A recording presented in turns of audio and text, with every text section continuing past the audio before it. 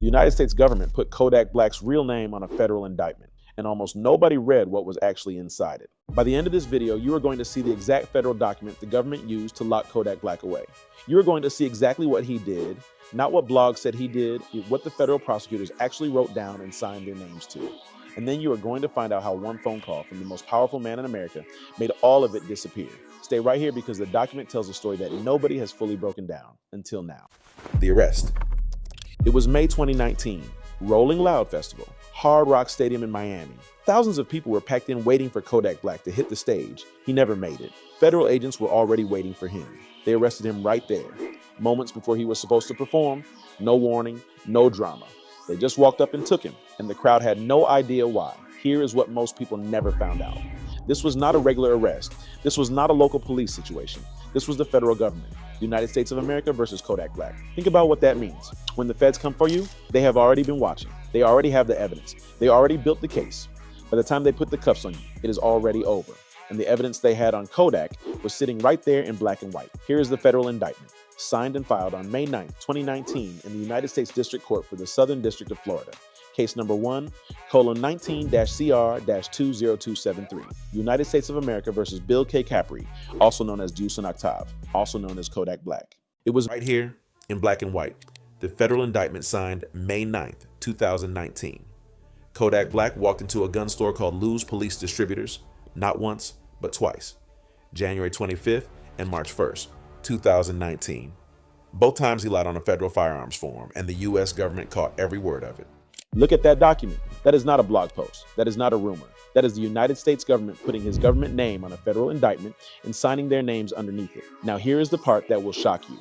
The grand jury charged Kodak Black with 2 counts, count 1 and count 2, and both counts happened at the exact same place, a gun store called Lou's Police Distributors.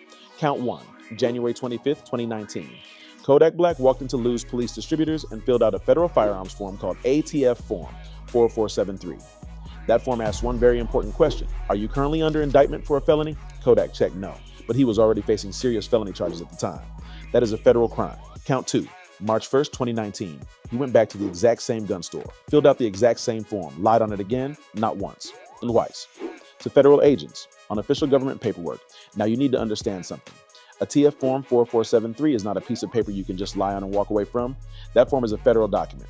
Lying on it is a federal offense under Title 18 United States Code, Section 922. That means the United States Congress made it a crime, not a local law, a federal law, the kind that sends you to federal prison, not county jail. And Kodak Black did it twice in 40 days. The indictment was signed by Ariana Fajardo Orshon, the United States Attorney for the Southern District of Florida, and Bruce O'Brown, Assistant United States Attorney. These are not small names. These are the people who prosecute federal criminals for a living, and they put their names on this document. So when people say Kodak Black caught a little gun charge, understand what actually happened. The federal government of the United States built a case against him, filed a formal indictment, and arrested him in front of thousands of people at one of the biggest hip-hop festivals in the country. That is not a little gun charge. That is a message. But what happened next is where this story gets even more wild. Because Kodak Black was about to learn something about federal prison that most people in the federal system. When you catch a federal case, you do not go to the same jail as everybody else. You go to a completely different world. State prison and federal prison are not the same thing. Most people do not know this. State prison is run by the state government. Federal prison is run by the United States Bureau of Prisons. The rules are different. The people inside are different. The culture is different. And for a young rapper from Florida, federal prison is one of the most dangerous places on earth. Here is why. In state prison, you are mostly dealing with people from your city, your neighborhood, people who know who you are, people who respect your name on the street. In federal prison, it does not matter where you are from. You are thrown into a system with people from every single state in America, every gang, every crew, every city, all in one place. And nobody cares about your rap career. Inside the federal system, everything is organized by geography. They call it the car system. You are placed in a car based on where you are from. The Florida car, the Texas car, the Georgia car, the Virginia car. And within those cars, there are further divisions. The blood car, the Crip car. This is not something you choose. This is the reality of federal prison. You either find your car or you are on your own. And being on your own in federal prison is one of the most dangerous positions you can be in. Kodak Black was from Pompano Beach, Florida. That put him in the Florida car. And inside that car, he had to navigate relationships with people who had nothing to lose. Here is Kodak Black himself, and speaking directly, telling you in his own words exactly what life inside the federal system was like. A lot of niggas who just came to the feds and really focused on going home. What is like the gang cop beat on some shit like this. I'm gonna stab, I'm gonna kill your ass in this bitch. You know what I'm saying? So that's who a nigga was fucking with. Did you hear what he just said? A lot of people just came to the feds and were focused on going home. But there were also people in there who were not focused on going home. People who were ready to take it there at any moment. That is the world Kodak Black was dropped into after that arrest at Rolling Loud. And understand this, Kodak Black was not just any inmate. He was famous. He had money. He had a name. And in federal prison, having a name can work against you just as fast as it can work for you. Some people respect it. Other people see it as a target. The federal system has a way of stripping everything away from you. Your music, your fans, your freedom, your name on the street means nothing inside those walls. All that matters is how you carry yourself every single day. Young rappers who go federal think they know what prison is. They have rapped about it. They have seen it in movies. They have heard stories, but nothing prepares you for the reality of being surrounded by people from every corner of America, many of whom have been inside for decades, and knowing that the earliest you might get out is years away. Kodak Black was sentenced to 46 months. That is almost 4 years. 4 years away from music, 4 years away from his fans, 4 years inside a system designed to break you down, not build you up. And here's something else people do not understand about federal time. In the federal system, there is no parole, none. In state prison, you can get out early for good behavior through parole. In the federal system, you serve at least 85% of your sentence. No exceptions, no shortcuts. The Bureau of Prisons calculates your release date the day you walk in, and that date does not move much no matter how well you behave. That means Kodak Black was looking at serving a minimum of 39 months out of his 46-month sentence. Over 3 years inside a system that does not care who you are outside those walls. For a young artist at the height of his career, that is everything. That is albums that do not get made. That is tours that do not happen. That is money that stops coming in. That is fans that move on to the next artist. The federal system does not just take your freedom, it takes your momentum. And in the music industry, the momentum is everything. But while Kodak was inside that federal system, something was happening on the outside that nobody saw coming. Something that would change everything. And it started with a phone call that went all the way to the White House. Pardon. January 20th, 2021, Donald Trump's last day as president of the United States. Most people were watching the news to see Joe Biden get inaugurated, but something else was happening quietly behind the scenes. Trump was signing a list of pardons, names of people he wanted to free before he left office. And one of those names was Kodak Black. Now, before we get into how it happened, you need to understand what a presidential pardon actually is, because most people throw the word around without knowing what it means legally. A presidential pardon is one of the most powerful things that exists in the American legal system. It comes directly from Article 2, Section 2 of the United States Constitution. The President of the United States has the power to grant a full pardon for any federal offense. No court can reverse it, no judge can challenge it, no prosecutor can fight it.